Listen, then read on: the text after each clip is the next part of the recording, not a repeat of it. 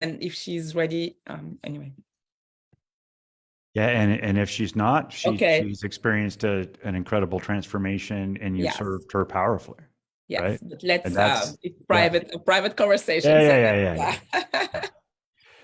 So anyway, Hello. some interesting developments from yesterday when we last talked. So I'll share those with you. Yesterday, I decided to go on my Facebook Messenger list of people I've communicated with before and just send them a message saying, I'm thinking of you and I'm sending you love. There's no particular reason. I am sending you love today. So that was good. I was proud of myself for it's like, well, that's one of those things that like you give it lip service, but to actually do it is transformative. I'm sure people appreciate that a lot. Yeah. We don't often receive those kind of notes, but how amazing it is to receive a little, appreciation note. Yeah. And then Maria and I are doing an album of we're gonna do some crooner songs. Wow. So she sent me one called Black Coffee that she's saying you might have heard that. And so like some old jazz standards, Great American Songbook type of stuff. That I don't know. maybe for you we'll do Autumn Leaves and we'll have her sing it in French. You will introduce me to it because I don't know even the word. You don't know Autumn Leaves? I'm like, no, I know Autumn Leaves, but the word you say we're gonna do some crooner, I'm like, oh yeah, this would be like Sinatra, Ella Fitzgerald, the old Great American Songbook. Yeah, so it's gonna be that kind of stuff. And what I was thinking is, just like you and I have created this, we're creating this thing together and to document the process, because as the world's best creative coach, I don't think anybody really gives a crap about what I create, but they're interested in the process I use to create the things I create.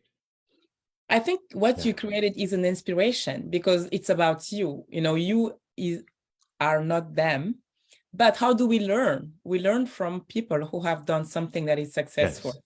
Yeah. So I think processes, when you share your story, it's always powerful. Yeah. So what is the process to do something that's, would you consider, here we are 51, 51 consecutive daily lives, that's actually a pretty impressive achievement. A lot of people have never done that. People said that to me, but I have to say it has been very easy, seamless, because we've made it. And I think that's probably the way we should be doing things, not to force them, but just just let them happen. And we took a commitment and we showed up. Showing up, doing something. It doesn't have to be big. We didn't say, okay, let's do an hour podcast. We said, how about we just get together and how about we just commit to 15 minutes every day? Yeah. Right. Yep. And we were able to do that. So I think it's I want to say just do it usually. Yeah. I was just thinking back to when I'm working on a keynote about the 2.5 years I spent transcribing a Beethoven symphony on the ukulele. Yeah, you did that. And I did that. But the most feedback I got was not from somebody wanting to play it, because that's just ridiculous, right? But from people going, I like what you're doing, and I like the idea of you've just decided to create it, you decided to put it out there, you decided to take imperfect action, you just decided to start with it and see where it led. And the discipline. The discipline of doing it. What did it take you to what did it took you? No, what did it take you? Yeah. What did it take you, right? Yeah. It's the same thing that we were talking about yesterday. It wasn't something that I scheduled necessarily. I just made it part of my day, right? I made it part of the habits that I was doing. And it's just like we do with this. It's like it's easy because we just make it part of who we are and part of the way we practice our day. So my favorite quote that I say to my children in the education, there are some quotes that I say repeatedly. It's the one that is, as I say, it's from Aristotle. we are what we repeatedly do. Yes. Excellence is not there for an act, it's a habit. So I tell my children, like I had an issue with one of them yesterday, I won't say which one, and he told me something that wasn't true. Okay. And I said, well, I've noticed that lately you've been telling me things that are not true. What does it make you? It makes you someone who does not tell the truth. Right. He said, how can I change that? I want to be someone. I said, well, it's that next time you have the opportunity, you tell the truth. Yeah. And I said, by telling the truth every day, it will compound and make you someone who tells the truth. Yeah, you're just giving that message to yourself that I am that I tell the truth. I am that I speak my truth. I told him, your brain needs evidence. Everything you are, you're proving, you're giving evidence to your brain that you either tell the truth or don't tell the truth. Yep. So what you're going to be is what you give evidence of. Yeah. If it's telling the truth, you're going to be a truth teller. If it's telling a lie, you're going to be a liar, and you don't want that. So it made him think, and he's like, yeah, Mom, I will change that. So we'll see. Yeah. Well, we'll see. But it's a mountain without a top, right? It's even for us, I said, it's a process. You repeatedly do. Yeah. It's we talk about it all the time. It's the habit, it's a practice, it's becoming, you know, sometimes we want to wait until, like, say, I am a truth teller to tell the truth. But how do you become a truth teller? It's how do you Steve Hardison will say, what does a singer do? A singer sings.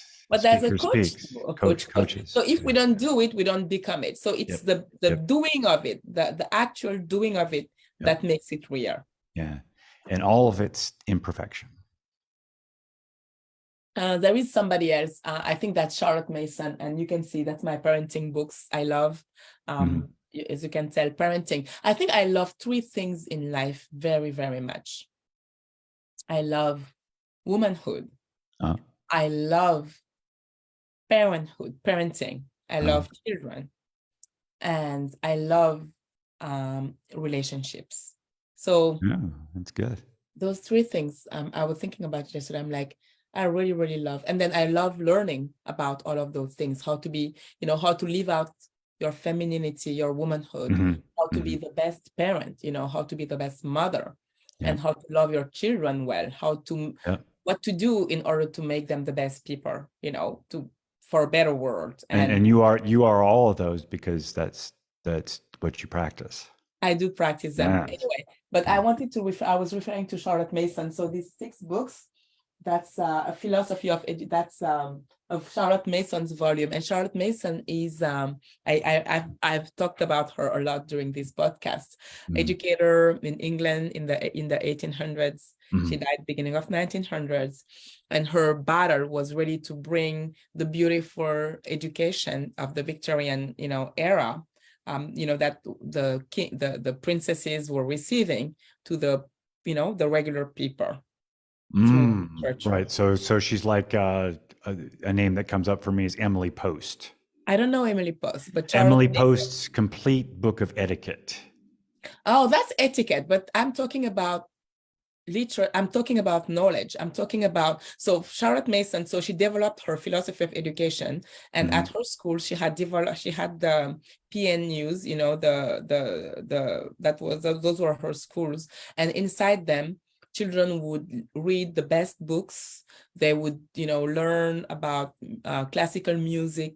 They would do the great artists paint. They would do painting, study nature study.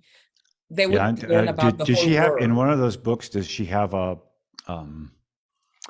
encapsulation of what for her would have constituted the best?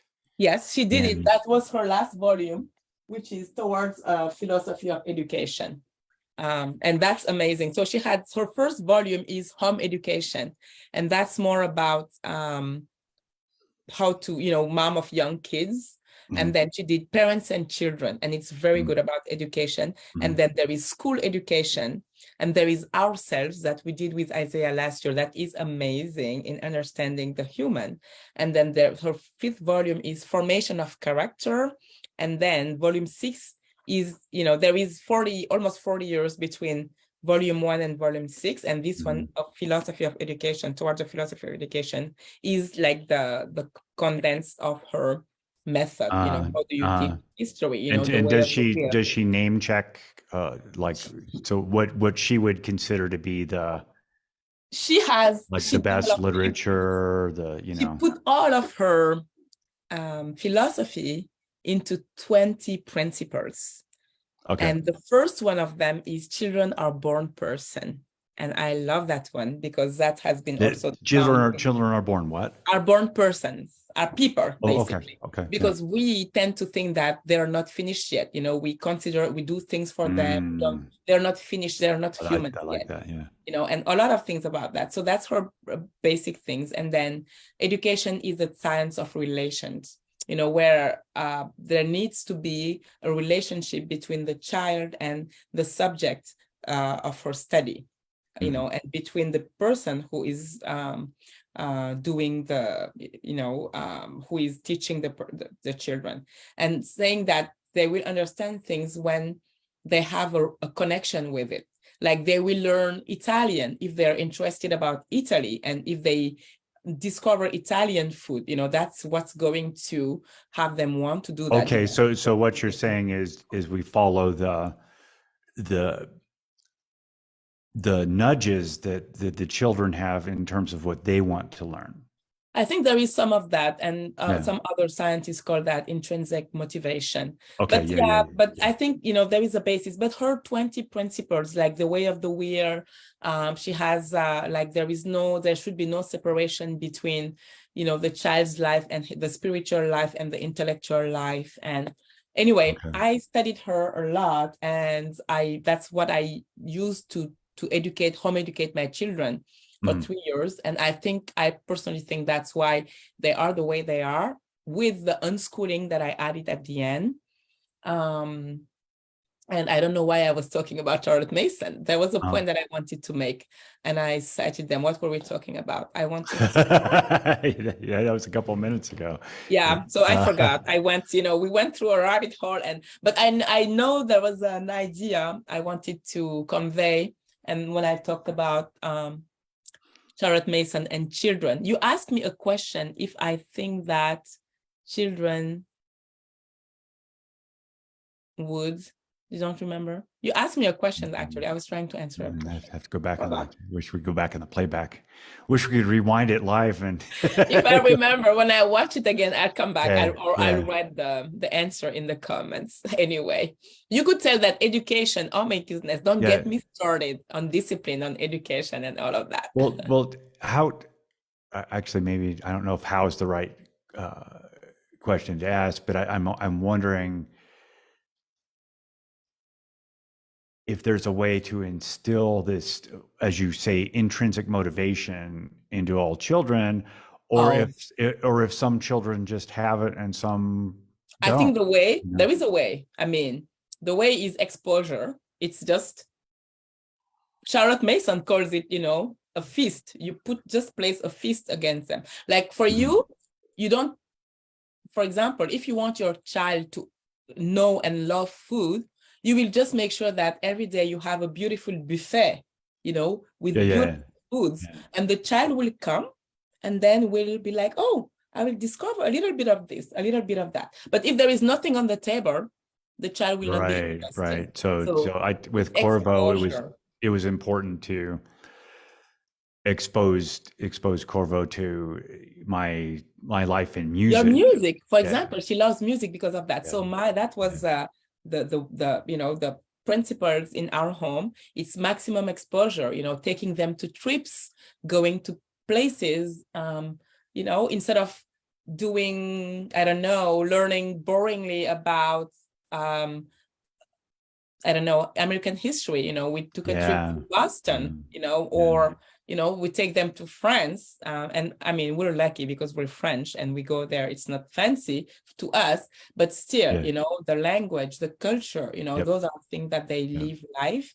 And yeah, just to take them places, to go to the, DSO, Detroit Symphony Orchestra. We were doing Handel's Messiah, and then we went to do it, or to go to nature study. We go in the woods. We go places. So it's exposure. It's just take them places, have them let them live life. Yeah, give them opportunities to. Yeah. If you just keep them home, yeah, and they want, and have them, let them be on their tablets, you're not educating them. And I think when we started unschooling, a lot of people think that it was just letting the kids do whatever they want.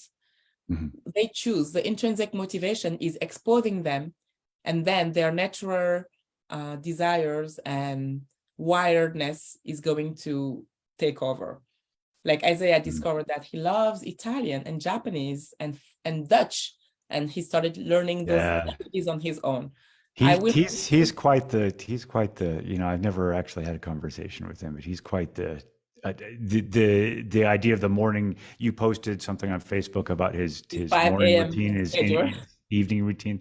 That's so, I can so relate with that, because that's how I build my life, is around routines, right? But that's self-driven. Like, they're so different. But Noah, for example, he printed out all of the Hamilton play, and he says he's doing it with a friend, and that's totally informal. He has these 50 pages. He's learning and reading every day on his own. Yeah. And so I don't tell him, did you do homework or go do some math? I just let him be. You just find the place where they're going to do their own homework without being. He writes to me a full page. There is no typo. Yeah. But I don't do anything. So I just love it. And I mean, I could, go on a tangent there as well. I won't. Well, I mean, it's fascinating. It's fascinating to me to think about with myself and with my child. I think 95% of what I learned because I was interested in learning about it. It wasn't because I went in school and somebody told me you have to learn this. Can I tell you something? It's not most of, it's all because the rest that you weren't interested in, you forgot about. Okay. So it wasn't learning. It was just filling your head with something for a moment. Right after the test, probably you forgot about it because you weren't interested in it. Yeah, I guess that would apply to economics. That would probably apply to calculus. Calculus. Have you noticed that those things that you really, really had to learn and that you hated, you don't know if you had to do it today, you would start from scratch. Yep. So some will say, what was the point of doing that? Maybe you should have filled your head with things you love, and you would be an expert on those by now. I'm then whatever you need, like me, I spend my time learning about psychology and neurobiology, and you wouldn't tell me about those things at school. I hated science. I hated biology and things like that. But today it's like I can't get enough of them because now I'm interested. So and now I'm ready to listen and I'm ready to learn. Yeah, I love it. Well, we are at time. We are at time. This is good though. Good. I say that every day, but it's because every day is good. It's always good, and it's also because we're passionate. It's not boring. We have more to say because we're talking about things that we really love, that matter to us. So I think that's the thing. Just share your passion. Whatever you're passionate about, just go and talk about it. Yep. Yeah, I love it. All right. Well, we'll see you all tomorrow. Next time. Take tomorrow. Care. Bye-bye. Have a wonderful Wednesday.